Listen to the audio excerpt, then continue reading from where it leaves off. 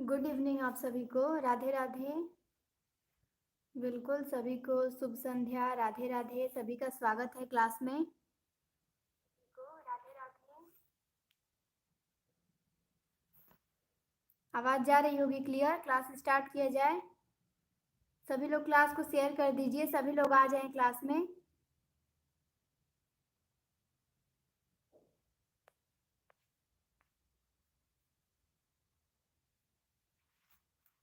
चलिए class start किया जाए।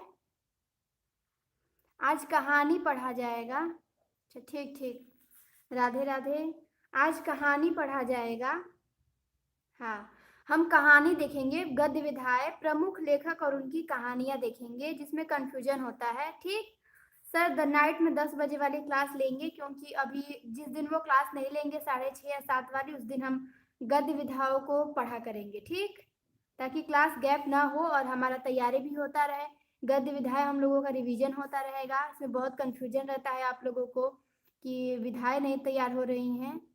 ठीक, एक बार बहुत अच्छे से केवल महत्वपूर्ण रचनाओं को छाट छाट के यहाँ पे लाया गया है, जो जरूरी है पेपर के लिए, जो याद करना है सभी को। ठीक, केवल वही रहेगा। तो गद्य विधा हम स्टार्ट करेंगे। आज से कहानी स्टार्ट करेंगे, कहानी के बारे में पढ़ा जाएगा। ठीक, सभी लोग क्लास को शेयर कर दीजिए, लाइक कर दीजिए जिन्होंने अब तक नहीं किया हो। चलिए, तो बिल्कुल क्लास में अभी अच्छा सरिता जी अभी नहीं आई हैं। चलिए कहानी स्टार्ट करते हैं। ठीक, कहानी के बारे में पढ़ेंगे हम कि आज की लोकप्रिय साहित्यिक विधाओं में कहानी शीर्ष स्तर पर है। प्राचीन काल में इसे गल्प, आख्यायिका, लघु कथा आदि विभिन्न नामों से जाना जाता था। इसका एक ही सर्वमान्य नाम कहानी है। ठीक, इसका एक ही सर्वमान्य नाम क्या है? कहानी है। केवल थोड़ा सा स्टार्टिंग में कहानी के बारे में देख लेंगे। हाँ, ज्यादा नहीं देखेंगे डीपली, बस थोड़ा सा देखेंगे। ठीक, तो कहानी को गल्प भी कहा जाता है, आख्यायिका भी कहा जाता है, लघु कथा भी कहा जाता है, लेकिन इसका सर्वमान्य नाम क्या है? तो सर्वमान्य नाम है कहानी।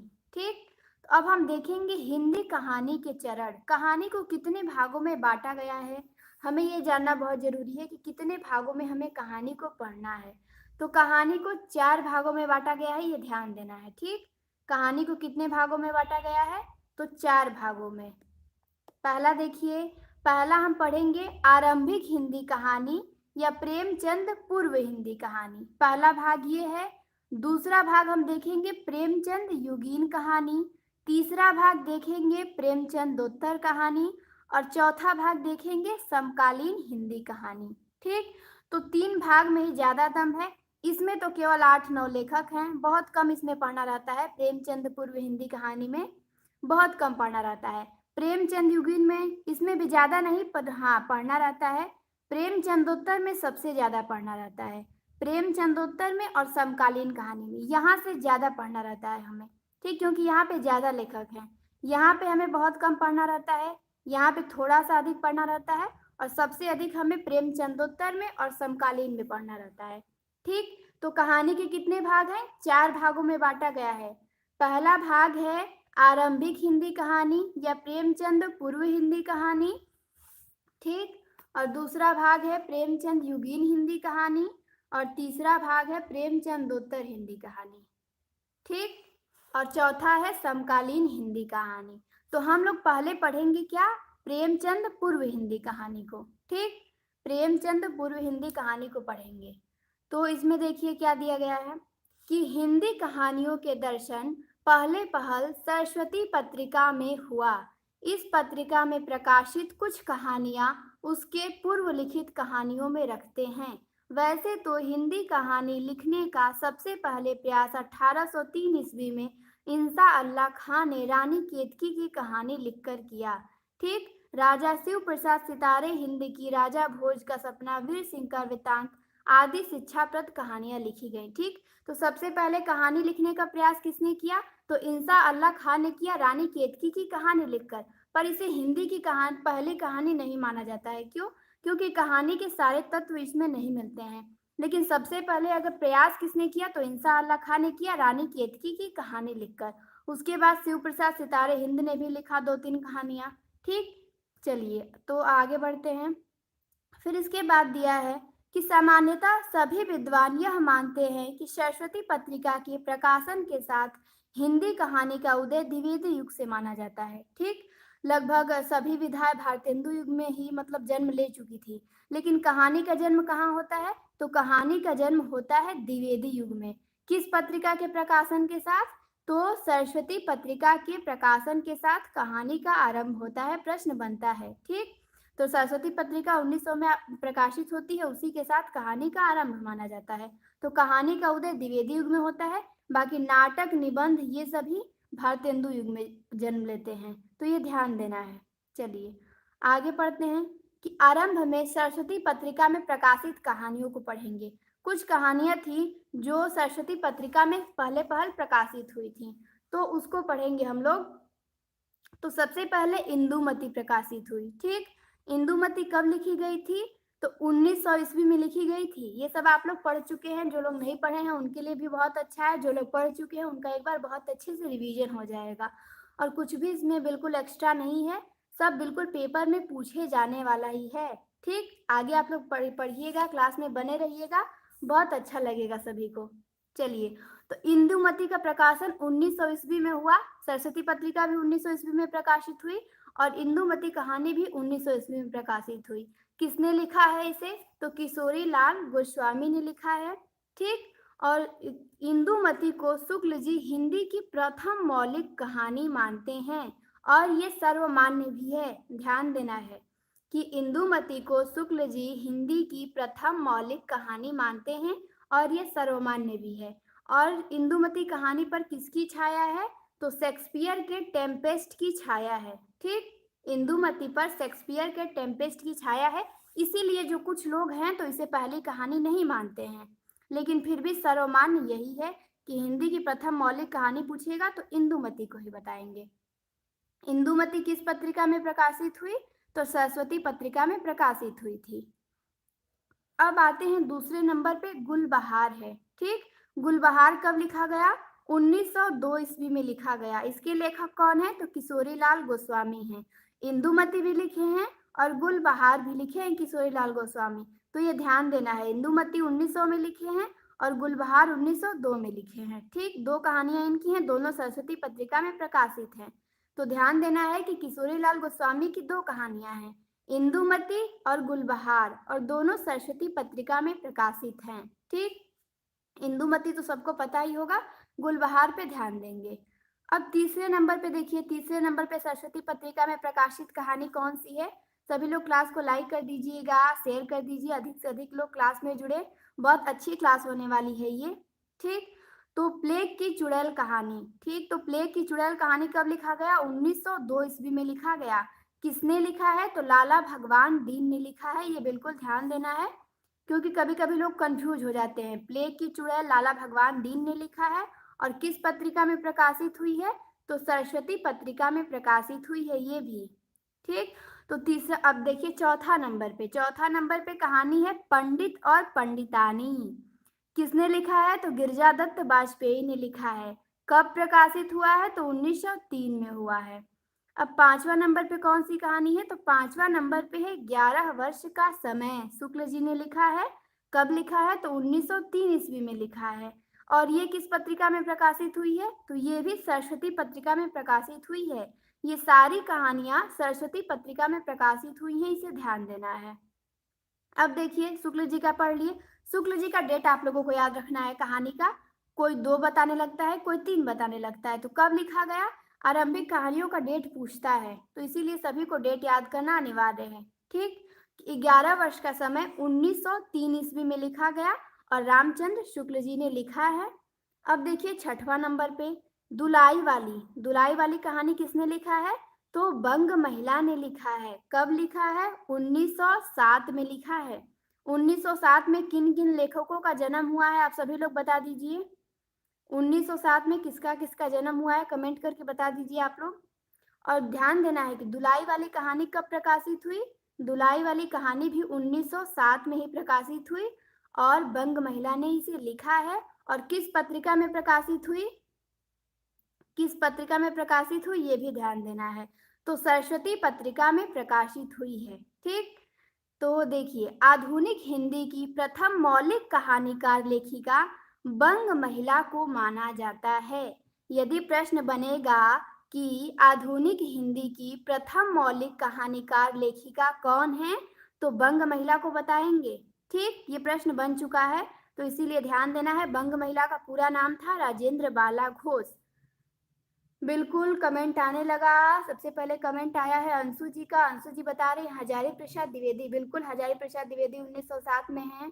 आकांक्षा जी बता रही है हजारी बच्चन, अच्छा हरिवंश राय बच्चन, और उसके बाद महादेवी वर्मा। अच्छा, फिर बता रही है महादेवी वर्मा, महादेवी वर्मा। अच्छा, बिल्कुल सभी ने बहुत अच्छा जवाब दिया। कृष्णा जी ने भी बताया है महादेवी वर्मा, हजारी प्रसाद द्विवेदी, हरिवंश राय बच्चन। ठीक, बहुत अच्छा। हाँ बिल्कुल, सभी ने सही जवाब दिया। 3 लोगों का जन्म हुआ था 1907 में, हरिवंश राय बच्चन का, महादेवी वर्मा का, हजारी प्रसाद द्विवेदी का। ये बहुत ध्यान देना है। और दुलाई वाली कहानी कब प्रकाशित हुई थी, तो दुलाई वाली कहानी भी प्रकाशित हुई थी 1907 ईस्वी में। अब दुलाई वाली कहानी का डेट आप लोगों को नहीं भूलेगा। ठीक, आरंभिक कहानियों का डेट सभी को याद करना है, अनिवार्य है।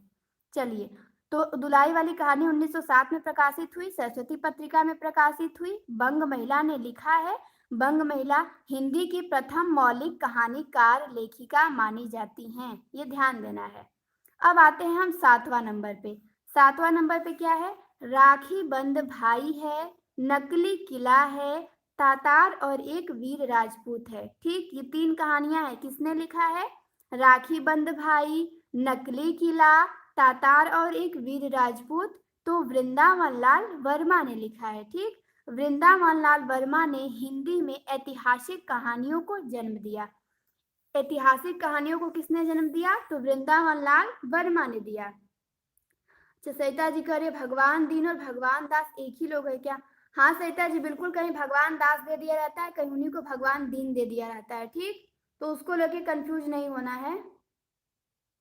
हाँ, कहीं भगवान दास दे दिया रहता है, कहीं भगवान दीन दे दिया रहता है। ठीक, हाँ चलिए आगे पढ़ते हैं। राखी बंद भाई है, नकली किला है, तातार और एक वीर राजपूत है। ये 3 कहानियां बिल्कुल ध्यान देनी है, वृंदावन लाल वर्मा की है। और वृंदावन लाल वर्मा ने हिंदी में ऐतिहासिक कहानियों को जन्म दिया है, ये ध्यान देना है। अच्छा, ऐतिहासिक नाटककार के रूप में कौन विख्यात हैं, नाम बताइए आप सभी लोग। ऐतिहासिक नाटककार के रूप में कौन विख्यात हैं। ऐतिहासिक कहानियों को जन्म तो वृंदावन लाल वर्मा ने दिया था। नाटक के बारे में बताइए। बिल्कुल दीपा जी बता रही है प्रसाद, कांक्षा जी करिए प्रसाद प्रेमी। बिल्कुल सोनी बता रही हजारी प्रसाद द्विवेदी। नहीं सोनी, हजारी प्रसाद द्विवेदी तो नाटक ही नहीं लिखे हैं। ठीक, पहले जयशंकर प्रसाद का नाम लेंगे, दूसरे नंबर पे हरिकृष्ण प्रेमी आएंगे। ठीक, लेकिन सर्वाधिक विख्यात प्रसाद हैं, उनके बाद प्रेमी आते हैं। बहुत अच्छा, बहुत अच्छा सभी ने बताया। हाँ बिल्कुल, प्रतिभा जी, सरिता जी सभी ने सही बताया, बहुत अच्छा। तो ये ध्यान देना है कि ऐतिहासिक कहानियों के जन्मदाता कौन है, वृंदावन लाल वर्मा है। ठीक, 3 कहानियां इनकी ध्यान देना है, राखी बंद भाई, नकली किला, तातार और एक वीर राजपूत। तीनों कहानियां हैं इनकी। चलिए अब आते हैं हम 8वें नंबर पे। ये तीनों सरस्वती पत्रिका में प्रकाशित हैं। हाँ बिल्कुल, बंग महिला का पूरा नाम राजेंद्र बाला घोष है। अब आते हैं हम 8वें नंबर पे। 8वें नंबर पे क्या है, उसने कहा था। कब लिखा गया, 1915 में लिखा गया। ठीक, किसने लिखा है, गुलेरी जी ने लिखा है, चंद्रधर शर्मा गुलेरी जी ने लिखा है। और ये ध्यान देना है, एक बार ये मुझसे प्रश्न आप ही लोगों में से किसी ने पूछा था कि मधुरेश के अनुसार हिंदी की पहली कहानी कौन है। देख लीजिए, मिल गया ना। मधुरेश के अनुसार हिंदी की पहली कहानी उसने कहा था। ठीक, शुक्ल जी ने किसे माना है, इंदुमती को माना है, और मधुरेश ने किसे माना है, उसने कहा था। तो प्रश्न ऐसे भी बन सकता है कि उसने कहा था को हिंदी की पहली कहानी किसने माना है, तो बताएंगे समीक्षक मधुरेश ने माना है। कब लिखा गया? 1915 में लिखा गया। किसने लिखा? तो चंद्रधर शर्मा गुलेरी ने लिखा है। केवल 3 ही कहानियाँ हैं इनकी, ठीक? अच्छा, तो उसने कहा था कहानी के बारे में, एक कथन है, बताइएगा। शायद ऐसे है कि उसमें से प्रेम का एक स्वर्गीय रूप झाँक रहा है। कुछ ऐसा ही स्टेटमेंट है इस कहानी के बारे में, बहुत फेमस है। किसी को याद है तो बताइए किसने कहा है इस कहानी के बारे में कि इसमें से प्रेम का स्वर्गीय रूप झाँक रहा है। केवल इतना ही जान लें तो बहुत ज़रूरी है, मतलब पहचान लेंगे हम, ज़्यादा याद करने की ज़रूरत भी नहीं है।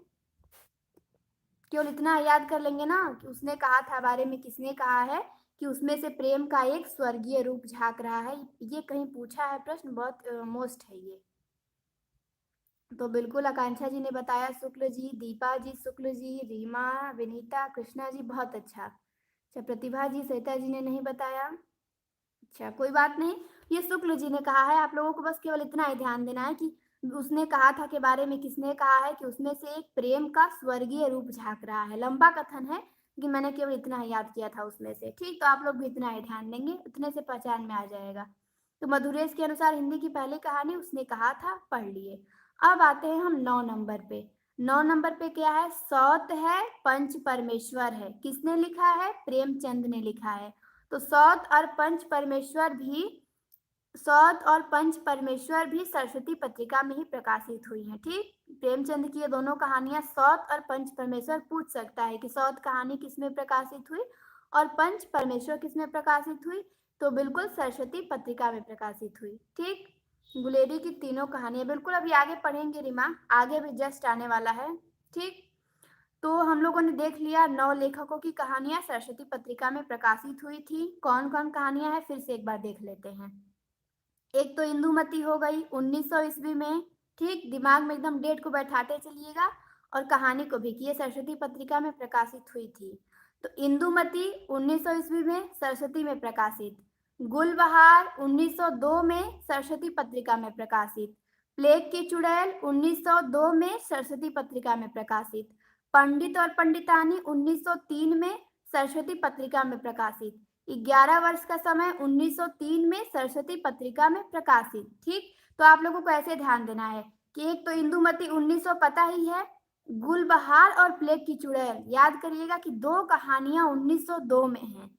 कौन-कौन सी? एक गुलबहार है और एक प्लेग की चुड़ैल है। ऐसे दिमाग में बैठा लीजिएगा कि 2 कहानियां 1902 में हैं, गुलबहार और प्लेग की चुड़ैल, और 2 कहानियां 1903 में हैं। एक तो पंडित और पंडितानी हो गया गिरिजा दत्त बाजपेयी का, और एक 11 वर्ष का समय शुक्ल का, ठीक? 2 कहानियां 1903 में हैं।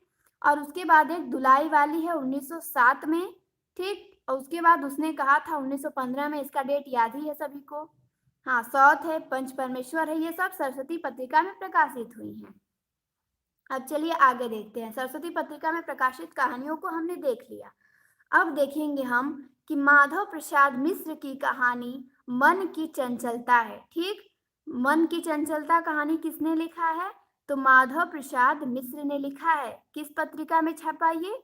तो सुदर्शन पत्रिका में छपा, ठीक? ध्यान देना है कि माधव प्रसाद मिश्र की कहानी है मन की चंचलता, और किस पत्रिका में छपा? तो सुदर्शन पत्रिका में छपा। ये बिल्कुल ध्यान देना है, कंफ्यूज हो जाते हैं लोग। और देवी प्रसाद वर्मा ने 1901 में छत्तीसगढ़ी मित्र में छपी माधव सप्रे की कहानी एक टोकरी भर मिट्टी को पहली मौलिक कहानी माना है। तो यहाँ से हमें इतना ध्यान देना है, ठीक? कि मन की चंचलता कहानी किसने लिखा है? तो माधव प्रसाद मिश्र ने लिखा है, ठीक? किस पत्रिका में प्रकाशित हुई मन की चंचलता? सुदर्शन पत्रिका में प्रकाशित हुई। एक पॉइंट ये ध्यान देना है। दूसरा पॉइंट देखिए, दूसरा पॉइंट ये है कि एक टोकरी भर मिट्टी कहानी किसने लिखी? माधव सप्रे ने लिखा। एक टोकरी भर मिट्टी कब लिखा? 1901 में लिखा, ठीक? इंदुमती 1900 में लिखी गई थी। इसका भी डेट याद करना है बिल्कुल सभी को। एक टोकरी भर मिट्टी माधव सप्रे ने 1901 में लिखा। किस पत्रिका में प्रकाशित हुआ ये? तो ये छत्तीसगढ़ी मित्र पत्रिका में प्रकाशित हुआ। ये ध्यान देना है। और प्रश्न बनेगा कि एक टोकरी भर मिट्टी को हिंदी की पहली मौलिक कहानी किसने माना है? तो माधव प्रसाद मिश्र ने माना है। ये ध्यान देना है कि एक टोकरी भर मिट्टी को हिंदी की पहली मौलिक कहानी देवी प्रसाद वर्मा ने माना है। सॉरी, गलती निकल गया। देवी प्रसाद वर्मा के अनुसार हिंदी की पहली मौलिक कहानी एक टोकरी भर मिट्टी है, जो छत्तीसगढ़ी मित्र में प्रकाशित हुई, 1901 में लिखी गई, माधव सप्रे ने लिखा है। तो हम लोग तीन लेखकों के अनुसार पढ़ लिए। क्या पढ़ लिए? तीन लेखकों के अनुसार पहली कहानी पढ़ लिए। शुक्ल के अनुसार इंदुमती है पहली कहानी, और मधुरेश के अनुसार उसने कहा था है, और तीसरा देवी प्रसाद वर्मा के अनुसार पहली मौलिक कहानी एक टोकरी भर मिट्टी है। ठीक, तीन लोगों के अनुसार पहली कहानी पढ़ लिए, ये ध्यान देना है। अब देखिए अगला पॉइंट क्या है कि यदि प्रश्न बनेगा कि नवीनतम शोधों के अनुसार हिंदी की प्रथम मौलिक कहानी बताइए। नवीनतम शोधों के अनुसार हिंदी की प्रथम कहानी, तो एक टोकरी भर मिट्टी को बताएंगे। किसे बताएंगे? एक टोकरी भर मिट्टी को। यदि केवल हिंदी की पहली कहानी पूछता है तो इंदुमती को बताएंगे। यदि नवीनतम शोधों के अनुसार पूछेगा तो एक टोकरी भर मिट्टी को बताएंगे। ठीक, तो इतना आप लोगों को समझ में आ गया होगा। हाँ, यहाँ से अब आगे बढ़ते हैं। ठीक, इतना समझ में आ गया होगा, तो यहाँ से आगे बढ़ते हैं। तो यहाँ पे दिया है कि अपने जीवन काल में सिर्फ 3 कहानियों को लिखकर हिंदी साहित्य में अमिट स्थान बनाने वाले गुलेरी जी हैं। ठीक, अपने जीवन काल में केवल 3 कहानियां ये लिख चुके थे, और 3 कहानियों को लिखकर ही हिंदी साहित्य में अमिट स्थान बना चुके थे। तो अब हम पढ़ेंगे गुलेरी जी को। किसको पढ़ेंगे? चंद्रधर शर्मा गुलेरी की कहानियों को। केवल 3 कहानियां लिखे हैं। तो पहली कहानी है उसने कहा था, दूसरी कहानी है बुद्धू का कांटा, तीसरी कहानी है सुखमय जीवन। कौन सी कहानी है? उसने कहा था, बुद्धू का कांटा, सुखमय जीवन। तो उसने कहा था कब लिखा गया? 1915 में। यह प्रथम विश्व युद्ध की भूमि पर लिखा गया है। जो उसने कहा था कहानी है, ये प्रश्न बनेगा कि प्रथम विश्व युद्ध की भूमि पर लिखी कहानी का नाम बताइए। तो उसने कहा था को बताएंगे। ये प्रथम विश्व युद्ध की पृष्ठभूमि पर लिखा गया है। इसके प्रमुख पात्र कौन हैं? तो लहना सिंह हैं। ठीक, लहना सिंह है, वजीरा सिंह है और सूबेदारनी है। लहना सिंह, वजीरा सिंह और सूबेदारनी, ये तीनों को याद करना मोस्ट है। बाकी भी याद रहते हैं तो बहुत अच्छा, लेकिन ये तीनों बहुत मोस्ट है, लहना सिंह, वजीरा सिंह और सूबेदारनी। ठीक, तो हम लोगों ने देख लिया प्रेमचंद पूर्व युग कहानियों में हमें केवल इतना ही पढ़ना था, पहले की कहानियां। अब हम देखेंगे यहाँ से प्रेमचंद युगीन कहानीकार और उनकी कहानियां। क्या देखेंगे? प्रेमचंद युगीन कहानीकार और उनकी कहानियां, क्योंकि प्रेमचंद पूर्व युग में हमें बहुत कम पढ़ना होता है। तो इतना आप लोगों को समझ में आ रहा है? इतना समझ में आया आप सभी को? अच्छा लगा क्लास आगे बढ़ाएं इसको, प्रेमचंद युग को पढ़ा जाए? बताइए सभी लोग।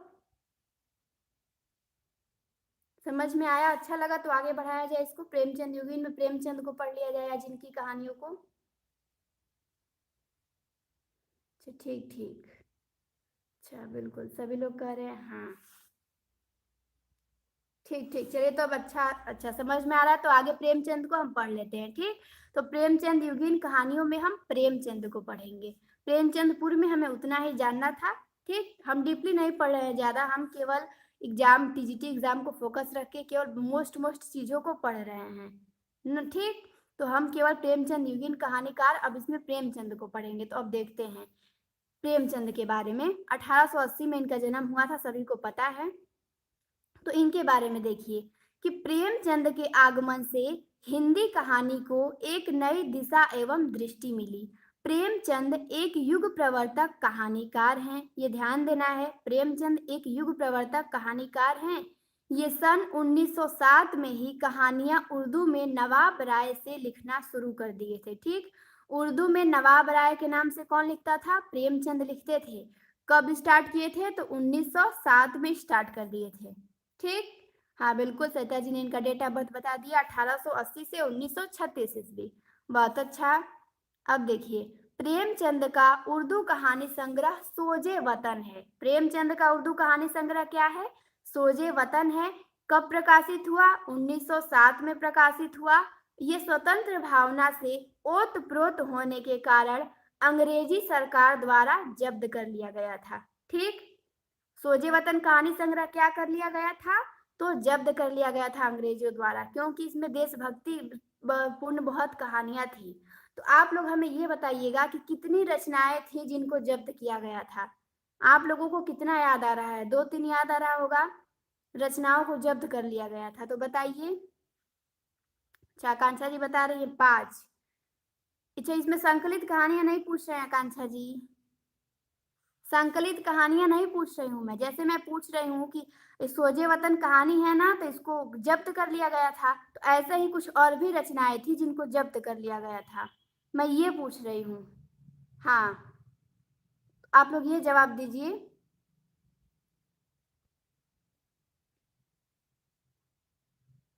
हाँ, सोजे वतन, चिंगारिया, बिल्कुल दीपा जी चिंगारिया बताई हैं, बहुत अच्छा। चिंगारिया को भी जब्त कर लिया गया था।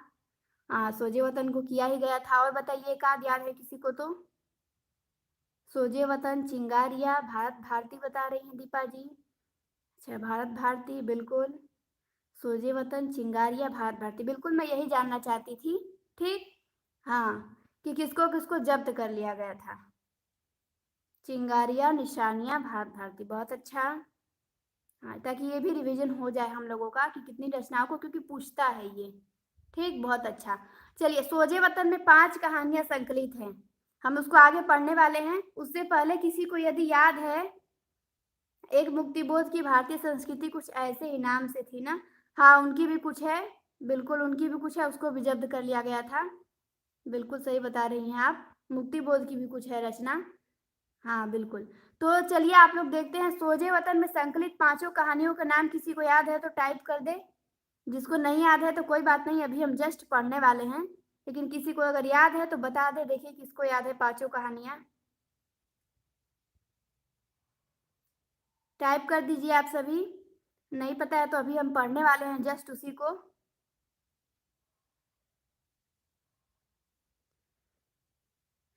ठीक, टाइप करिए आप सभी कि सोजे वतन में संकलित पांचों कहानियों के नाम। याद है किसी को तो करिए, 3-4 भी याद होगा तो बताइए। नहीं तो हम तो अभी पढ़ने ही वाले हैं। ऐसे आप लोग थोड़ा अपने दिमाग से जोर डाल के बताएंगे तो अच्छा रहेगा ना।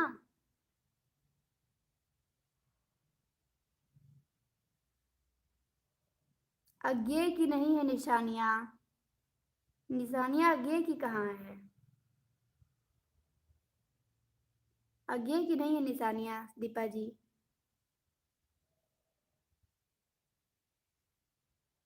निशानियां अस्क की है ना, उपेंद्र नाथ अस्क की। हाँ, तो देखिए देखिए, मैंने जो पूछा बिल्कुल सरिता जी ने जवाब दिया है। सबसे पहले, दुनिया का सबसे अनमोल रतन, यही मेरा वतन है, सीले मातम, इसकी दुनिया हिब्बे वतन। अच्छा, विनीता ने भी किया है। अच्छा, पूछ रही हैं, बिल्कुल। हाँ, अज्ञे की नहीं है, उनकी अस्क की है। ठीक। हाँ, विनीता ने भी किया है। शेख मखमूर, यही मेरा वतन है, सबसे अनमोल रत्न है, दुनिया का सबसे अनमोल रत्न है, सील ए मातम है, बहुत अच्छा। इसके वतन, दुनिया का सबसे अनमोल रत्न। अच्छा, बहुत अच्छा। बहुत अच्छा, आप सभी ने बताया, बहुत अच्छा। सील ए मातम। अच्छा, देखिए कृष्णा जी ने भी बता दिया, दुनिया का सबसे अनमोल रत्न, शेख मखमूर, सील ए मातम, यही मेरा वतन है, इसके दुनिया व हुब्बे वतन, बहुत अच्छा। बहुत अच्छा, बिल्कुल। बहुत अच्छा, सभी ने बहुत अच्छा बताया। चलिए अब हम पढ़ लेते हैं। ठीक। हाँ, चलिए, सोजे वतन में 5 कहानियों को हम पढ़ लेते हैं। सोजे वतन में 5 कहानियां संकलित हैं। सोजे वतन का प्रकाशन वर्ष बिल्कुल ध्यान देना है। क्या है? तो 1907 है। ठीक। 8 में बहुत लोग कंफ्यूज होते हैं, 1908 लगा देते हैं। ध्यान देना है, सोजे वतन का प्रकाशन वर्ष क्या है? 1907 ईस्वी है। इसमें 5 कहानियां संकलित हैं। कौन कौन सी? दुनिया का अनमोल रतन, शेख मखमूर, यही मेरा वतन है, सांसारिक प्रेम और देश प्रेम, सील ए मातम। ठीक। 5 कहानियां संकलित है सोजे वतन में। कौन कौन? तो ध्यान देना है बिल्कुल कि दुनिया का अनमोल रतन। हाँ, 1908 भी दिया है पर गलत है कृष्णा जी। 1908 गलत है, कंफ्यूज नहीं होना है। 1907 सही आंसर है। ठीक। तो दुनिया का अनमोल रतन है, शेख मखमूर है, यही मेरा वतन है, सांसारिक प्रेम और देश प्रेम है, सील ए मातम है। ठीक, कितनी कहानियां संकलित है? तो 5 कहानियां संकलित है। दुनिया का अनमोल रतन, शेख मखमूर, यही मेरा वतन है, सांसारिक प्रेम और देश प्रेम, सील ए मातम। चलिए, बहुत अच्छा। 5 कहानियां संकलित है, बिल्कुल ध्यान देना है इसे। ठीक, अब देखिए, प्रेमचंद ने लगभग 300 कहानियां लिखी हैं। उनकी कहानियां मानसरोवर के 8वें खंड में स्थित हैं। ये ध्यान देना है, पूछता है कि प्रेमचंद ने कितनी कहानियां लिखी हैं। तो प्रेमचंद ने लगभग 300 कहानियां लिखी हैं और उनकी कहानियां कहाँ संकलित हैं? तो मानसरोवर के 8वें खंड में संकलित हैं। ठीक, चलिए, अब ये हमें आप सभी बताइए कि किसने लगभग 200 के आसपास कहानियां लिखी है? प्रेमचंद ने तो 300 के आसपास कहानियां लिखी है। 200 के आसपास कहानियां किसने लिखी है? जवाब दीजिए सभी लोग, याद है तो। बहुत अच्छा, आकांक्षा जी कौशिक, दीपा जी कौशिक, सरिता जी कौशिक, बहुत अच्छा। बिल्कुल, प्रतिभा जी भी बता रही हैं कौशिक, विनीता भी कौशिक, कृष्णा जी भी कौशिक, महिमा जी भी कौशिक, बहुत अच्छा। ठीक, विश्वंभर नाथ शर्मा कौशिक ने लगभग 200 कहानियां लिखी हैं और लगभग 300 कहानियां किसने लिखा है? तो प्रेमचंद ने लिखा है। ये ध्यान देना है, प्रेमचंद अधिक लिखे हैं, बड़े कहानीकार थे ना, तो 300 कहानियां लिखे हैं। इनका पूछता है। ठीक, तो 200 के चक्कर में कंफ्यूज नहीं होंगे, प्रेमचंद ने 300 के आसपास कहानियां लिखी है और इनकी कहानियां मानसरोवर के 8वें खंड में स्थित हैं। अब इनकी हम प्रमुख कहानियां देखते हैं, प्रमुख कहानी संग्रह देखेंगे। ठीक, उसके बाद कहानियां देखेंगे। प्रमुख कहानी संग्रह क्या है? सप्त सरोज है, नवनिधि है, प्रेम पूर्णिमा है, प्रेम पचीसी है, प्रेम प्रसून है, प्रेम प्रतिमा है, प्रेम द्वादशी है, प्रेम चतुर्थी है, सप्त सुमन है, समर यात्रा है, प्रेम प्रतिज्ञा है, प्रेम कंज है, प्रेम तीर्थ है और प्रेरणा है। ठीक, इनका 14 कहानी संग्रह हम यहाँ पढ़ेंगे। बिल्कुल ध्यान देना है। विनीता बता रही है कि प्रसाद जी 69 कहानियां लिखे हैं। बिल्कुल, बहुत अच्छा। प्रसाद जी का पूछता है, प्रसाद जी ने 69 कहानियां लिखा है। ठीक, और प्रेमचंद ने 300 के आसपास कहानियां लिखी हैं।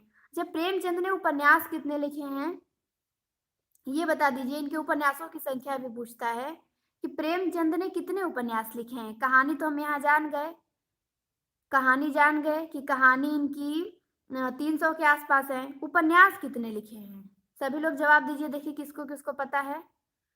दीपा जी 1 बता रही हैं। अच्छा, टाइपिंग मिस्टेक है, समझ गए। अच्छा, बिल्कुल। सरिता जी बता रही हैं 12, आकांक्षा जी 14 बता रही हैं, सोनी 12, विनीता 12, कृष्णा जी 12, अंशु जी 13, दीपा जी 12, प्रतिभा जी 12। बिल्कुल 12 होगा, 13 और 14 नहीं होगा। 14 नहीं होगा आकांक्षा जी। ठीक, कोई बात नहीं, समझ गए हम, चला गया। प्रेमचंद ने कितने उपन्यास लिखे हैं? तो 12 उपन्यास लिखे हैं। ये ध्यान देना है, ये पूछता है प्रश्न। ठीक, प्रेमचंद ने 12 उपन्यास लिखे हैं, ये प्रश्न आया हुआ है, तो बिल्कुल ध्यान देना है। तो कहानियां 300 के आसपास लिखे हैं, उपन्यास 12 लिखे हैं, नाटक सभी को पता है, 3 नाटक है इनका। ठीक, तो ये ध्यान देना है इनकी संख्या की, कितनी कितनी लिखे हैं ये पूछ सकता है। तो अब इनका प्रमुख कहानी संग्रह हम देख रहे थे। तो प्रमुख कहानी संग्रह क्या था? 14 कहानी संग्रह यहाँ देखना है हमें। पहला देखिए, सप्त सरोज है। प्रेमचंद का कहानी संग्रह क्या है? सप्त सरोज है, नवनिधि है, प्रेम पूर्णिमा है, प्रेम पचीसी है, प्रेम प्रसून है, प्रेम प्रतिमा है, प्रेम द्वादशी है, प्रेम चतुर्थी है, सप्त सुमन है, समर यात्रा है, प्रेम प्रतिज्ञा है, प्रेम कंज है, प्रेम तीर्थ है और प्रेरणा है। ठीक, ये प्रेरणा बहुत मोस्ट है, ये पूछ चुका है, यहाँ से प्रश्न आ चुका है, शायद पीजीटी में यह प्रश्न आ चुका है। ठीक, कि प्रेरणा कहानी संग्रह किसका है? तो प्रेमचंद का है। तो यहाँ से आ गया है, तो इसका मतलब ये नहीं कि ये आ गया तो केवल इसी पे ध्यान देंगे। ये आ गया है तो मतलब कि इन सब में से भी कहीं से पूछ सकता है। जब ये एक पूछ दिया है तो इन सब में से कहीं से भी पूछ सकता है। ठीक, तो सभी कहानी संग्रह को हम ध्यान देंगे। ये प्रेम वाला तो नहीं पूछेगा क्योंकि प्रेम से बहुत रचनाएं हैं। ठीक, तो फिर भी ध्यान देना है हमें। प्रेम पूर्णिमा, प्रेम पचीसी, प्रेम प्रसून, प्रेम प्रतिमा, प्रेम द्वादशी। ठीक, प्रेम चतुर्थी भी है, सप्त सुमन भी है, समर यात्रा भी है, प्रेम प्रतिज्ञा भी है, प्रेम कंज भी है, प्रेम तीर्थ भी है। ठीक, तो 14 कहानी संग्रह हम इनका पढ़ चुके। सप्त सरोज पे भी ध्यान देना है। ठीक, सभी पे ध्यान देना है। अब आप लोगों को लगभग याद हो चुका होगा। ठीक, अब हम प्रमुख कहानी संग्रह पढ़ लिए। अब हम आगे बढ़ते हैं प्रमुख कहानियां। अब हम इनकी प्रमुख कहानियां देखेंगे। बहुत मोस्ट है इनकी कहानियां। तो हम क्या देखेंगे? सबसे पहले हम क्या पढ़ेंगे? हम पढ़ेंगे इनकी कहानी। पहली कहानी कौन सी है? सौत है। कब लिखी गई? 1915 में लिखी गई। ठीक, प्रथम कहानी सौत है, 1915 में लिखी गई। पूछेगा कि प्रेमचंद की पहली कहानी बताइए, तो क्या बताएंगे? सौत को बताएंगे, 1915 में लिखी गई। फिर देखिए इनकी अंतिम कहानी कौन सी है? अंतिम कहानी कफन है। कब लिखी गई? 1936 में लिखी गई। ठीक, अंतिम कहानी क्या है? कफन है, 1936 में लिखी गई। चलिए प्रसाद की प्रथम कहानी बता दीजिए आप सभी लोग। प्रसाद की प्रथम कहानी कौन सी है? प्रेमचंद की प्रथम कहानी सौत है, 1915 में लिखी गई। ठीक, और इनकी अंतिम कहानी कफन है, 1936 में लिखी गई। धीसु माधव बुधिया, धीसु माधव बुधिया कफन कहानी के पात्र हैं। ठीक, तो अब प्रसाद की बता दीजिए। उनका भी पूछता है, उनकी प्रथम कहानी कौन सी है? क्या हुआ कमलकांत जी, आपको समझ में नहीं आ रहा है क्या? समझ में नहीं आ रही है कहानियां प्रेमचंद की? बिल्कुल जवाब आने लगा। दीपा जी ग्राम, सरिता जी ग्राम और विनीता ग्राम। बहुत अच्छा, वेरी गुड। अब इनकी अंतिम कहानी बताइए प्रसाद की। प्रथम कहानी प्रसाद की ग्राम है, अंतिम कहानी कौन सी है? बिल्कुल आकांक्षा जी का आंसर आ भी गया। अंतिम कहानी सालवती है। ठीक, प्रसाद की प्रथम कहानी ग्राम है और अंतिम कहानी सालवती है। हाँ बिल्कुल, बहुत अच्छा, सभी ने बताया सालवती। ठीक, तो उसी प्रकार प्रेमचंद की पहली कहानी सौत है और अंतिम कहानी कफन है। कफन 1936 में, सौत 1915 में। कफन कहानी के पात्र कौन है? तो धीसु माधव बुधिया है। बिल्कुल, ग्राम 1911 में, हिंदू पत्रिका में। बहुत अच्छा। अब हम पढ़ेंगे पंच परमेश्वर। पंच परमेश्वर कहानी किसकी है? प्रेमचंद की है। इसके पात्र कौन है? अलगू चौधरी, जुम्मन शेख। ये ध्यान देना है, अलगू चौधरी और जुम्मन शेख किस कहानी के पात्र हैं? पंच परमेश्वर के पात्र हैं अलगू चौधरी, जुम्मन शेख। सभी लोग क्लास को लाइक कर दीजिएगा, जिन्होंने अब तक नहीं किया हो शेयर भी कर दीजिए सभी के यहाँ। चलिए, तो पंच परमेश्वर के पात्र ध्यान देना है, अलगू चौधरी, जुम्मन शेख है, पूछता है। उसके बाद आता है बूढ़ी काकी। प्रेमचंद ने लिखा है बूढ़ी काकी।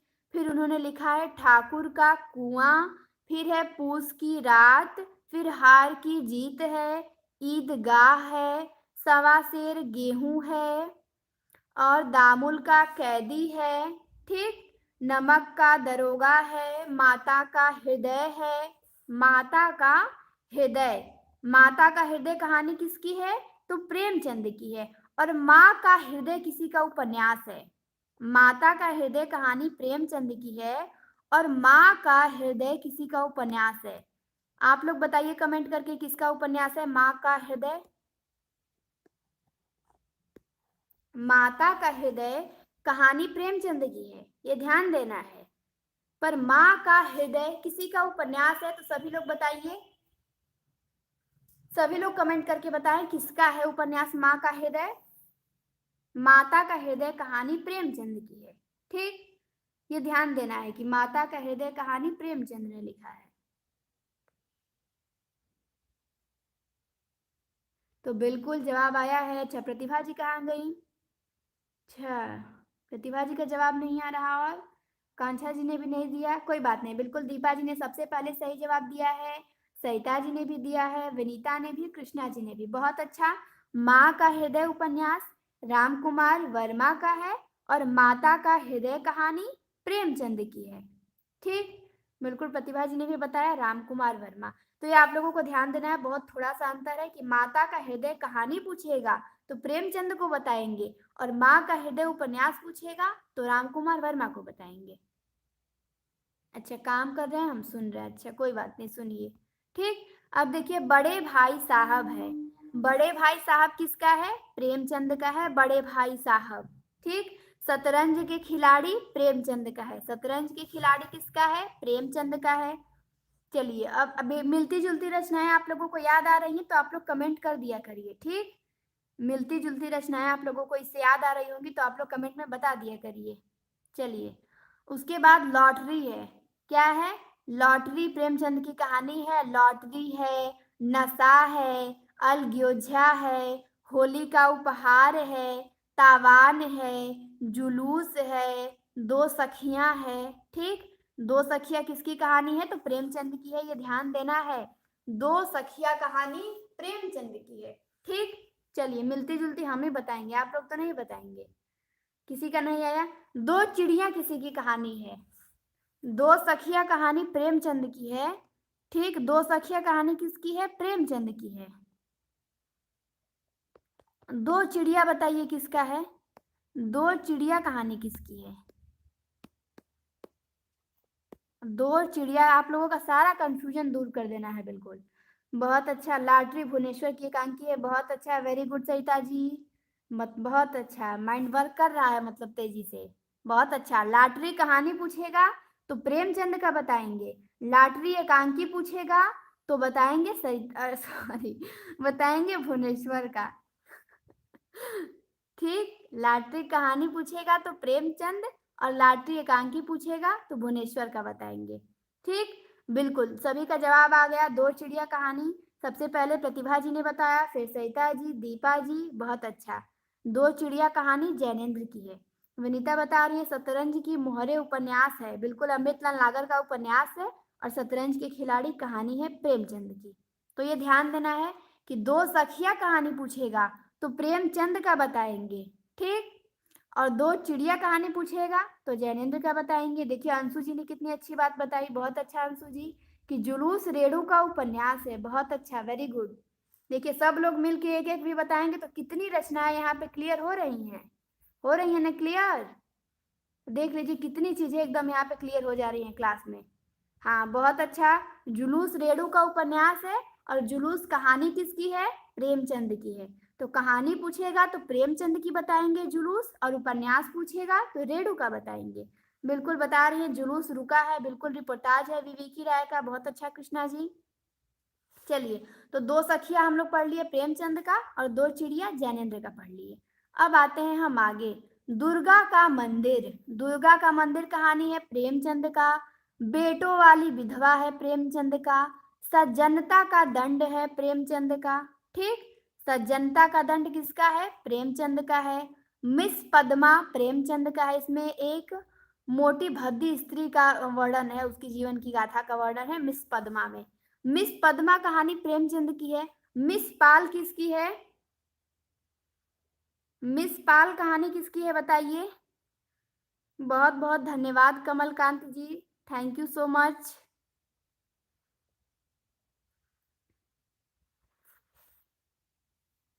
चलिए, मिस पद्मा कहानी प्रेमचंद की है। मिस पाल बताइए किसकी है?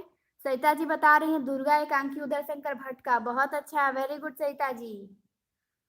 चलिए, सरिता जी का दिमाग तेजी से वर्क कर रहा है। बहुत अच्छा, मिस पाल कहानी सरिता जी ने बताया मोहन राकेश। दीपा जी ने भी बताया मोहन राकेश। बहुत अच्छा, आकांक्षा जी भी बता रही है दुर्गा एकांकी उदय शंकर भट्ट का। बहुत अच्छा, सभी लोग बता रहे हैं मोहन राकेश। बहुत अच्छा, बहुत बढ़िया, वेरी गुड। ठीक, मिस पद्मा कहानी प्रेमचंद की है। मिस पाल कहानी किसकी है? मोहन राकेश की है। ये ध्यान देना है सभी को। मिलती जुलती सारी रचनाएं मैं आप लोगों को बताऊंगी और आप लोगों का कर्तव्य है उसे बिल्कुल याद कर जाना, ताकि दूसरी बार जब मैं उसे पूछूं नेक्स्ट क्लास में तो किसी से गलत ना हो। ठीक, तो मिलती जुलती रचनाएं हम बताएंगे, आप लोगों को याद करना है। हम याद भी करवाएंगे, आप लोगों को फिर भी ध्यान देना है उस पर। ठीक, चलिए, तो हम लोग मिस पद्मा पढ़ लिए। अब देखिए भूत कहानी। भूत कहानी किसकी है? प्रेमचंद की है।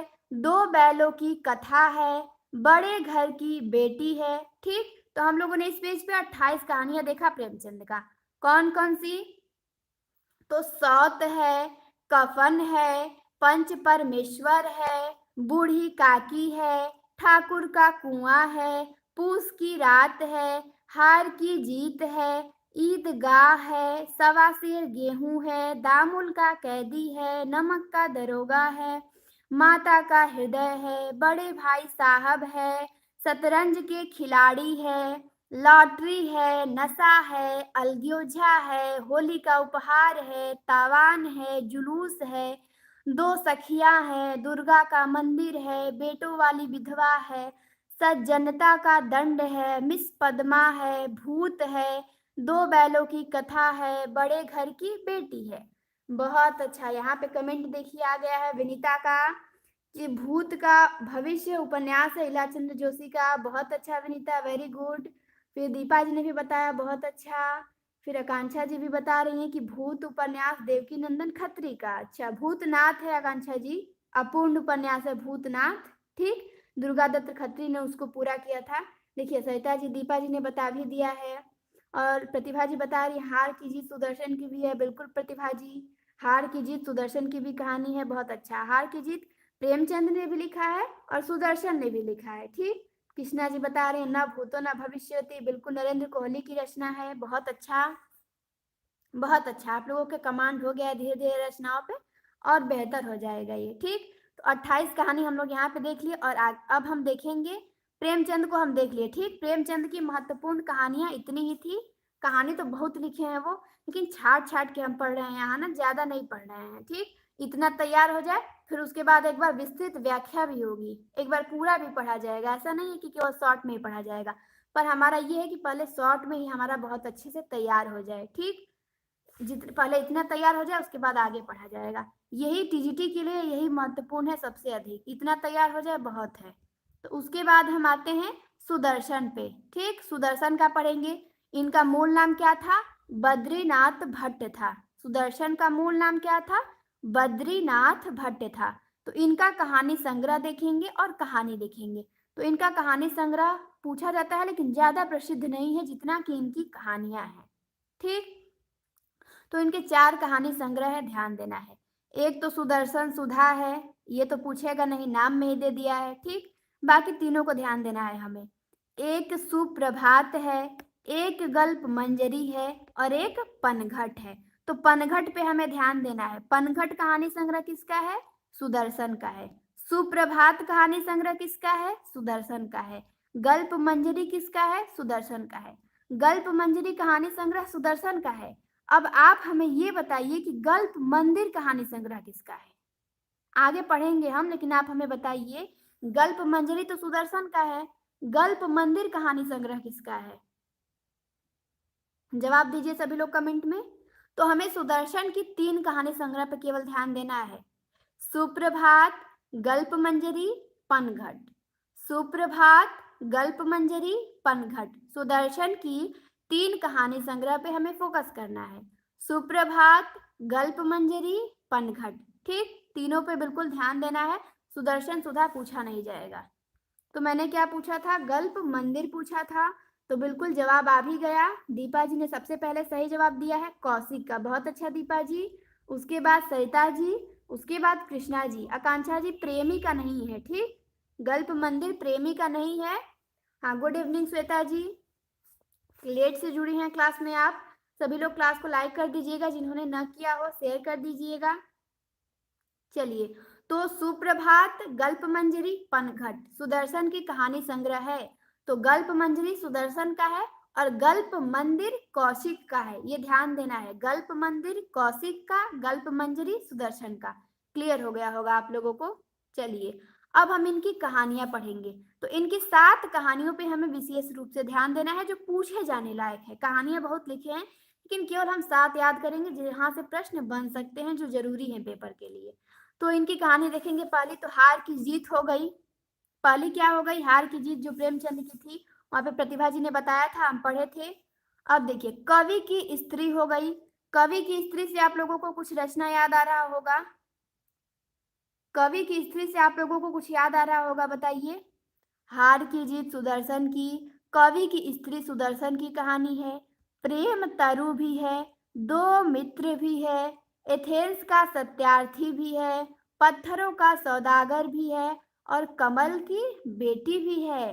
ठीक, तो ध्यान देना है। बहुत अच्छा, याद आ गया सरिता जी को। बिल्कुल, कवि की प्रेयसी इलाचंद्र जोशी का। बिल्कुल, विनीता को भी याद आ गया, कवि की प्रेयसी कृष्णा जी को भी, बहुत अच्छा। इलाचंद्र जोशी का है, कवि की प्रेयसी उपन्यास है उनका। ठीक? हाँ, बिल्कुल प्रतिभा जी ने भी बता दिया, कवि की प्रेयसी इलाचंद, बहुत अच्छा। दीपा जी, आकांक्षा जी कहाँ पीछे रह गई? चलिए, बहुत अच्छा सभी ने बताया, कवि की प्रेयसी इलाचंद्र जोशी का है। बहुत अच्छा, बिल्कुल उपन्यास है दीपा जी। ठीक। तो कवि की स्त्री ध्यान देना है। कवि की प्रेयसी आप लोग अधिकतर नहीं भूलती हैं, हमें पता है कि कवि की प्रेयसी आप लोग नहीं भूलती हैं। आप लोग क्या भूलती हैं? तो आप लोग कवि की स्त्री ही भूलती हैं। अगर मैं आप लोगों से कुछ दिनों बाद पूछूँगी कि कवि की प्रेयसी किसका है, तो आप लोग बता देंगी इलाचंद्र जोशी का है। लेकिन अगर कवि की स्त्री पूछूँगी तो आप लोग कन्फ्यूज़ हो जाएँगी एक बार। ठीक? तो ध्यान देना है कि कवि की स्त्री सुदर्शन की है। किसकी है? कवि की स्त्री कहानी सुदर्शन की है। प्रेम तरु है, 2 मित्र है, ठीक? प्रेम तरु भी है, 2 मित्र भी है। देखिए यहाँ पे एक और कहानी मिल गया, 2 मित्र। 2 सखियाँ प्रेमचंद की है, 2 चिड़िया जैनेन्द्र की है और 2 मित्र सुदर्शन की कहानी है। मिलती-जुलती रचनाएँ देखिए मिल रही हैं आप लोगों को। 2 चिड़िया जैनेन्द्र की और 2 सखियाँ प्रेमचंद्र की और 2 मित्र सुदर्शन की कहानी है। चलिए, बहुत अच्छा। अब हम आते हैं, एथेंस का सत्यार्थी भी है, पत्थरों का सौदागर भी है और कमल की बेटी भी है। ठीक? अच्छा, तो हार की जीत है। अच्छा, 2 बहनें भी हैं। अच्छा, 2 बहनें किसका है प्रतिभा जी? 2 बहनें हमें याद नहीं, बता दीजिए किसका है? अच्छा, चलिए बता दीजिए। चलिए, आकांक्षा जी सबके लिए रोटी बना रही हैं। बिल्कुल, क्लास के बाद हम लोग थके रहेंगे, आकांक्षा जी के यहाँ डिनर किया जाएगा आज। चलिए बहुत अच्छा। तो सुदर्शन का कहानी संग्रह हार की जीत है, कवि की स्त्री है।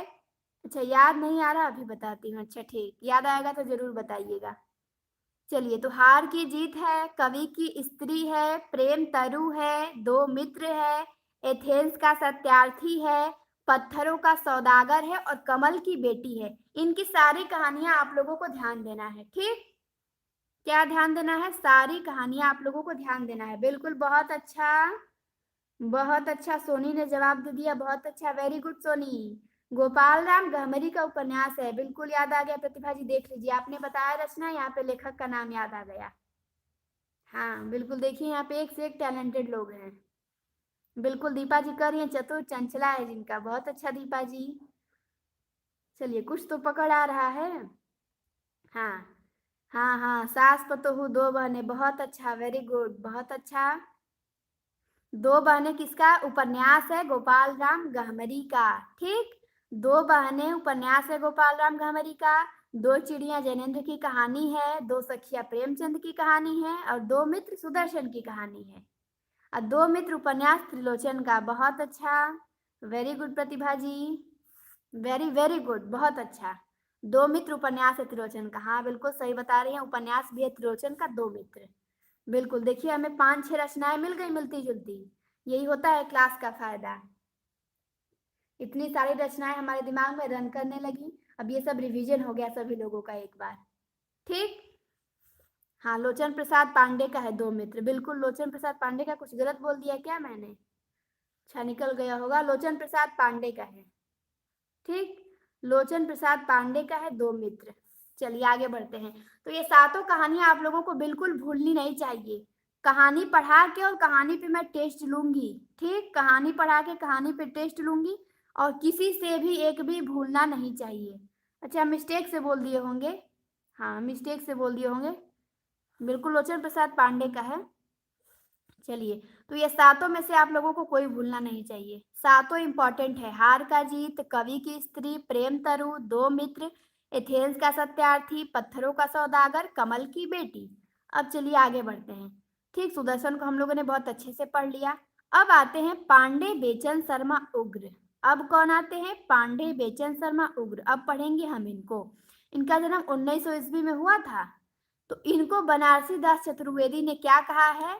इनको घासलेटी साहित्यकार कहा है। बनारसी दास चतुर्वेदी ने उग्र जी को क्या कहा है? तो घासलेटी साहित्यकार कहा है। ये पूछता है, ठीक, क्या पूछता है कि उग्र जी को घासलेटी साहित्यकार किसने कहा है? तो बनारसी दास चतुर्वेदी ने कहा है। हाँ, 1900 में पंत का भी हुआ है। बहुत अच्छा सविता जी, पंत का भी है और उग्र जी का भी है। तो इनकी कहानी हम देखेंगे, उग्र जी की कहानी देखेंगे, सारी कहानियां इनकी मोस्ट हैं। चलिए, तो पहला है चिंगारिया। चिंगारिया उग्र ने लिखा है और अंग्रेजों द्वारा जब्त कर लिया गया। चिंगारिया को क्या किया गया?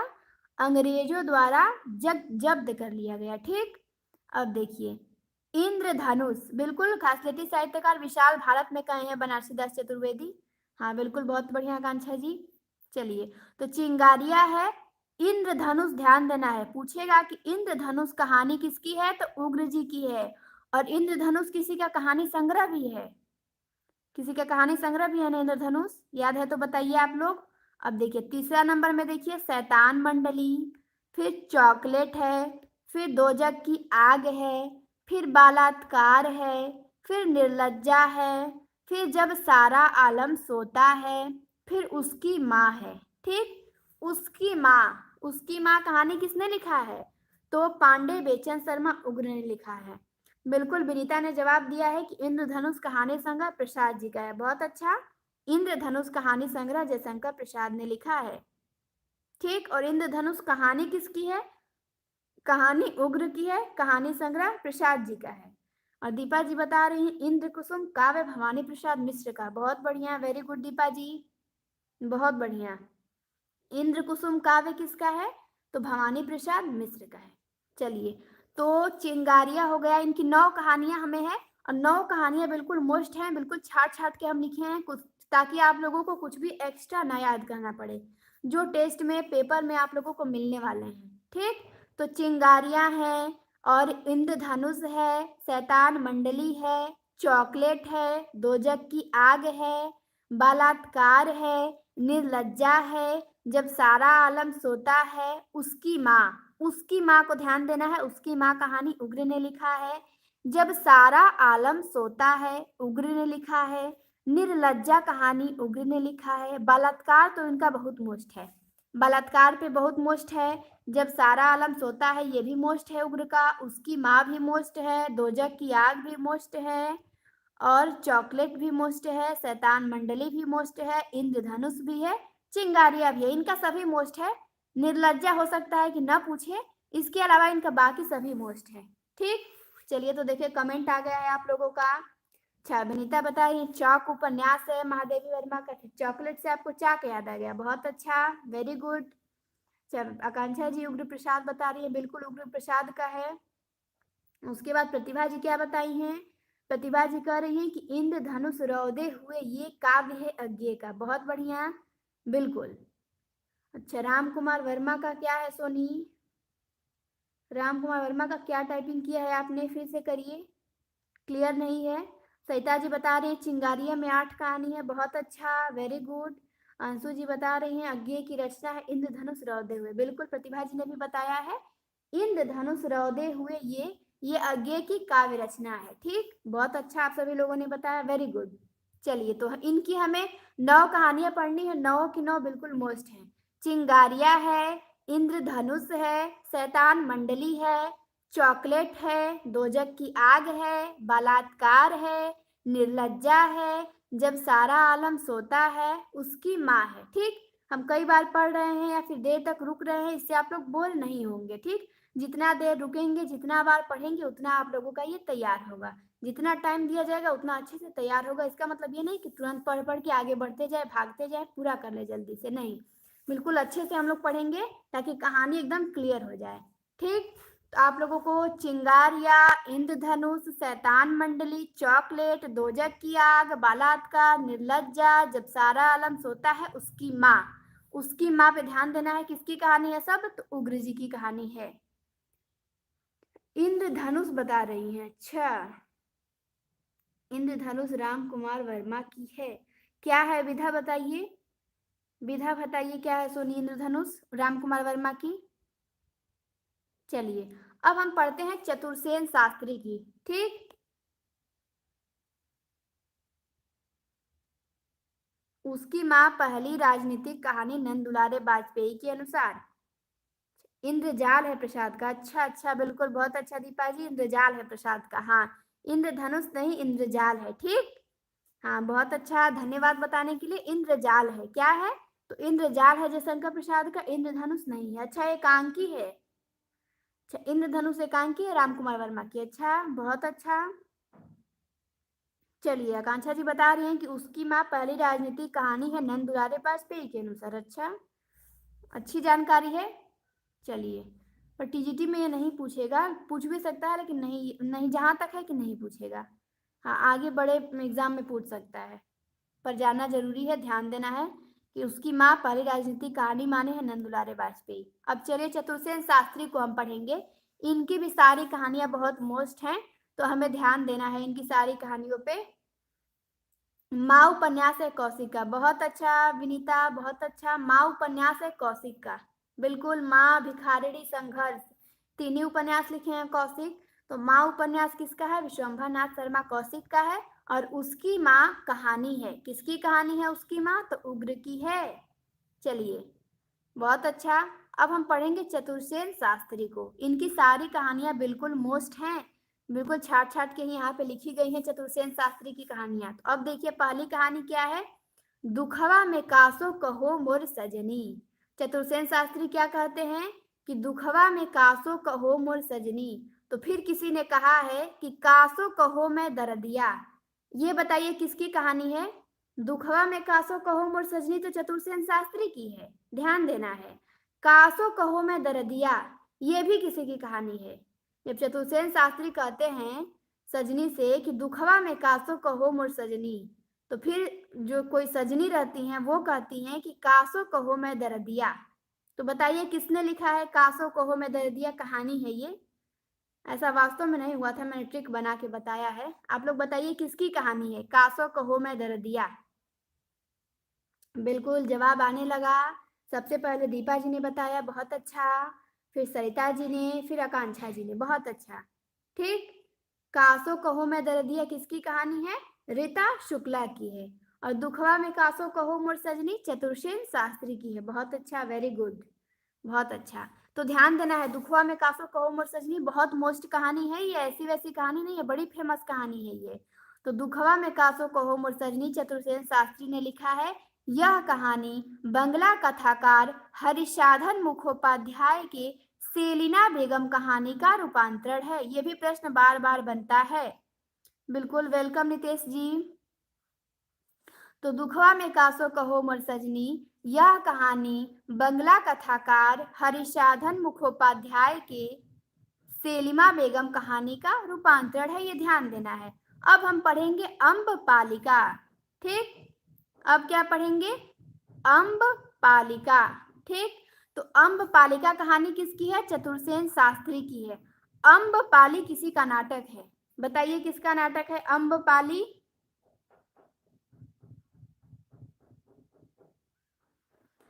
अम्बपाली किसी का नाटक है, बताइए आप लोग, याद है तो?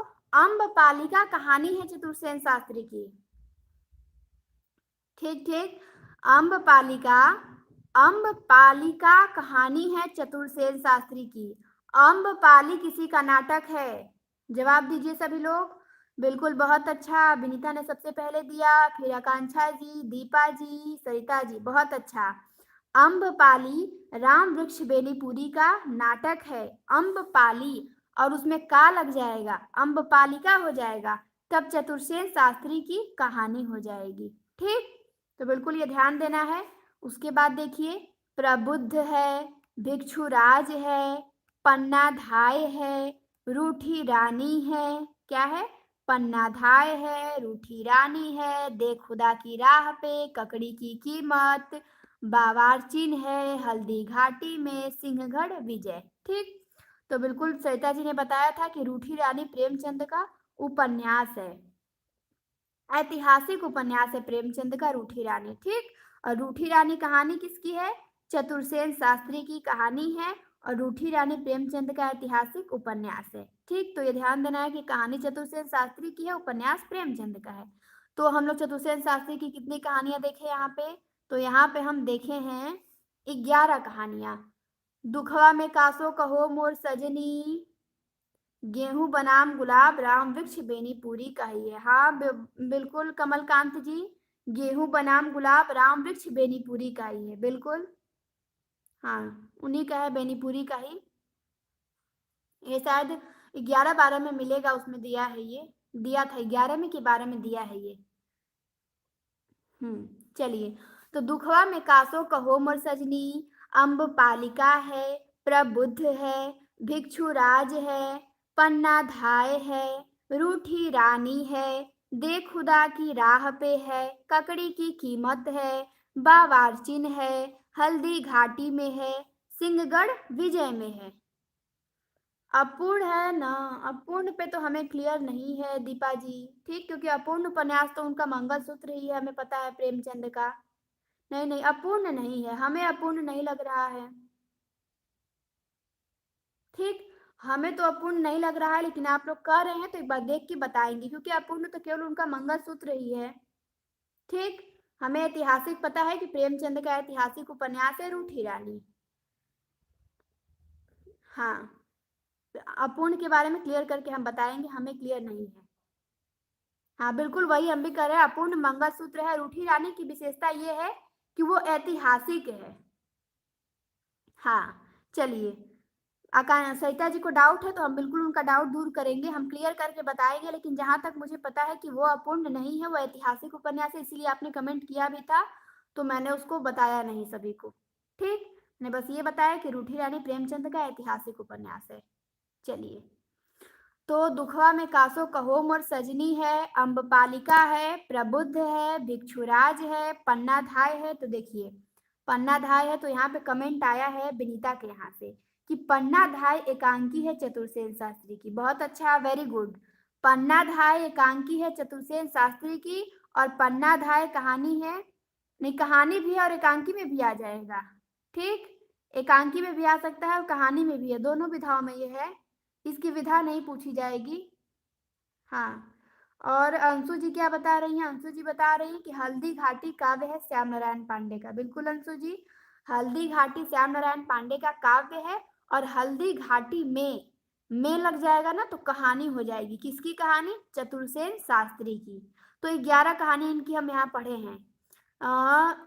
दुखवा में कासो कहो मोर सजनी है, अम्ब पालिका है, प्रबुद्ध है, भिक्षुराज है, पन्नाधाय है, रूठी रानी है, दे खुदा की राह पर, ककड़ी की कीमत है। दे खुदा की राह पर मोस्ट है, ककड़ी की कीमत भी मोस्ट है, बावारचीन, हल्दी घाटी में, सिंहगढ़ विजय। 11 कहानियां हैं। ठीक, सभी महत्वपूर्ण है, लेकिन सुपर मोस्ट यहाँ पे कौन कौन है? तो सुपर मोस्ट है दुखवा में कासो कहो मोर सजनी, उसके बाद अम्बपालिका है, उसके बाद पन्नाधाय है, उसके बाद रूठी रानी है, उसके बाद दे खुदा की राह पे, उसके बाद ककड़ी की कीमत है, उसके बाद सिंहगढ़ विजय है। सभी महत्वपूर्ण है, लेकिन सुपर मोस्ट कहानी कौन कौन सी है? ये 1 है, 2 है, 5 है, 6, 7, 8 और 11। सिंह सेनापति राहुल सांकृत्यायन का है। बिल्कुल, कहानी एकांकी कैसे हो सकती है? वो तो नाटक होगा। हाँ, बिल्कुल नाटक होता है। तो हो सकता है कि कहानी भी उसी नाम से लिख दिए हो और एकांकी भी हो, या फिर हो सकता है कि कोई एक ही विधा लिखे हो, पर पन्नाधाय चतुर्सेन शास्त्री की है। इतना क्लियर है। ठीक, विधा नहीं पूछेगा इसकी, टीजीटी पीजीटी में विधा नहीं पूछेगा, इतना महत्वपूर्ण नहीं है ये कि विधा पूछेगा। विधा पूछने के लिए बहुत रचनाएं पड़ी हैं। हाँ, लेकिन फिर भी क्लियर कर लिया जाएगा एक बारी से कि इसकी विधा क्या है। ठीक, पर इतना आप लोगों को ध्यान रखना है कि पन्नाधाय चतुर्सेन शास्त्री की ही रचना है। हाँ, विधा में कंफ्यूज नहीं होना है, इसकी विधा नहीं पूछेगा, पूछेगा तो हम मतलब क्लियर करके हम बता देंगे कि क्या है ये। हो सकता है दोनों विधा में लिख दिए हो, दोनों नाम से, एक ही नाम से, या फिर हो सकता है कि केवल कहानी हो या केवल एकांकी हो। ठीक, चलिए। तो इतना हम लोगों ने पढ़ लिया कहानी, आप लोगों को समझ में आया होगा। अब कल से हम किसे पढ़ेंगे? जयशंकर प्रसाद को पढ़ेंगे। ठीक, हाँ, क्लियर है तो हो सकता है दोनों हो, क्योंकि कहानी भी है, कहानी हमको क्लियर है। ठीक, हो सकता है दोनों हो सकता है, कोई बात नहीं, इसको लेके परेशान नहीं होंगे, इसकी विधा नहीं पूछेगा। जो चीज पूछेगा नहीं उसको लेके परेशान नहीं हुआ जाता है। ठीक, हाँ, जान लेना है कि है, जानकारी के लिए। विधा इतनी फेमस फेमस रचनाएं हैं, उसकी पूछेगा, उस पर हमें ध्यान देना है। चलिए, तो आज की क्लास में हम यहीं पे रहने देते हैं, हम उसको क्लियर करके बता देंगे आप लोगों को कल। और एक सरिता जी का रूठी रानी वाला क्लियर करके उनको बता देंगे कि वह अपूर्ण है कि पूर्ण है। 2 क्वेश्चन क्लियर करके बता देंगे। ठीक? तो आज हम लोग यहीं पर रहने देंगे। आज हम लोग क्लास को यहीं पे रहने देंगे और हम फिर उसके बाद मिलेंगे नेक्स्ट क्लास में कल कहानी के पार्ट 2 पे। ठीक? हाँ, कहानी के पार्ट 2 पे मिले होंगे। आप लोगों को क्लास कैसी लगी ये? जिस दिन सर की क्लास नहीं होगी मतलब शाम वाली लेट हो जाएगा उनको आने में, उस दिन हम ये रखा करेंगे। ठीक? विधाओं को हम सोच रहे हैं आप लोगों का विधा तब तक तैयार करवा दें पेपर से पहले आप लोगों का, ताकि सिलेबस बिल्कुल पूरा हो जाए, रचनाओं पे बिल्कुल कमांड हो जाए। तो उसके लिए हम ये कर रहे हैं। आप लोगों को अच्छा लगेगा, बिल्कुल छाट-छाट के प्रश्न रहेंगे यहाँ से, तैयारी बहुत अच्छे से हो जाएगी। हाँ, तो बिल्कुल ये कंटिन्यू चलता रहेगा। हाँ, बिल्कुल। तो बिल्कुल आप सभी लोगों को बहुत-बहुत धन्यवाद। आप लोगों को क्लास कैसी लगी कमेंट करके ज़रूर बताइएगा। अच्छी लगी तो इसको कंटिन्यू करेंगे। समझ में आ रहा है हमारा समझाया हुआ कि नहीं? पढ़ाने का तरीका अच्छा लग रहा है, समझ में आ रहा है, टाइम वेस्ट नहीं हो रहा है ना आप लोगों का? बिल्कुल टाइम वेस्ट नहीं होगा। मैं पूरी कोशिश करती हूँ बिल्कुल 100% अच्छा करने का और पेपर के लिए अच्छा भी होगा मुझे पता है। ठीक? आप लोगों को विश्वास हो ना हो पर मुझे पूरा विश्वास है। तो क्लास अच्छी होगी और आप लोगों के पेपर के लिए ये बहुत फ़ायदेमंद होगी। बिल्कुल सरिता जी, रोज़ ही होगा मतलब कि जिस दिन सर आ जाया करेंगे शाम को तो वो क्लास ले लिया करेंगे, नहीं आएँगे तो अभी तो मतलब 10-15 दिन समझिए वो नहीं आएँगे। ठीक? अभी 10-15 दिन मतलब कि उनका वो बोर्ड का पेपर चलेगा ना, 3 तारीख तक तो बिज़ी ही रहेंगे। वो नाइट में 10 बजे से ही क्लास लिया करेंगे। 10 बजे से वो प्रैक्टिस करवाएँगे। बाकी तब तक आप लोगों को मैं तैयार कर रही हूँ बिल्कुल। चलिए, तो अब क्लास बहुत लंबी हो गई, बहुत अच्छी क्लास रही, आप सभी ने बहुत अच्छा बताया और बहुत अच्छी कमांड है आप लोगों की रचनाओं पे और इसी को और बेहतर बनाना है बिल्कुल पेपर तक। ठीक? हाँ, तो जो नए होंगे चैनल को सब्सक्राइब कर लेंगे, सभी लोग लाइक कर दीजिएगा, शेयर करिएगा सभी लोगों के यहाँ। ठीक? अब हम मिलते हैं नेक्स्ट क्लास में, कहानी के पार्ट 2 में मिलेंगे। हाँ, बिल्कुल तब तक कहानी पूरा हो जाएगा विनीता, बहुत अच्छा। चलिए, तो मिलते हैं नेक्स्ट क्लास में। सभी को बहुत-बहुत धन्यवाद। क्लास को यहीं पे बंद किया जाता है।